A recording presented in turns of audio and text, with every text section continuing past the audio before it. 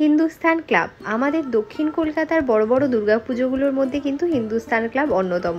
এবং এই পুজোর প্রত্যেকবারের একটা চমক থাকে কিন্তু লাইটিং নিয়ে, যে লাইটিংটা পুরো ওপর থেকে নিচ পর্যন্ত একটা মানে ঠাসা ঢালাও জায়গা নিয়ে লাইটিং করে।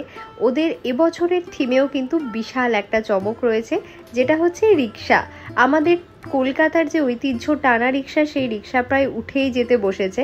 তো সেই রিক্সাকে কেন্দ্র করে আজকে মানে এবছরের ওদের থিম, এবং গোটা প্যান্ডেলে বিভিন্ন রকমের রিক্সার সরঞ্জাম, সেটা হুড বলো, রিক্সার সিট, রিক্সার যে মেন অংশটা, সেই সব স্ট্রাকচার নিয়ে কিন্তু গোটা প্যান্ডেলটাকে একটা সুন্দর মানে খুবই সুন্দরভাবে সাজানোর চেষ্টা করেছে ওরা। এবং প্রতিমাও কিন্তু অসম্ভব সুন্দর এবং বড় প্রতিমা হচ্ছে এবার।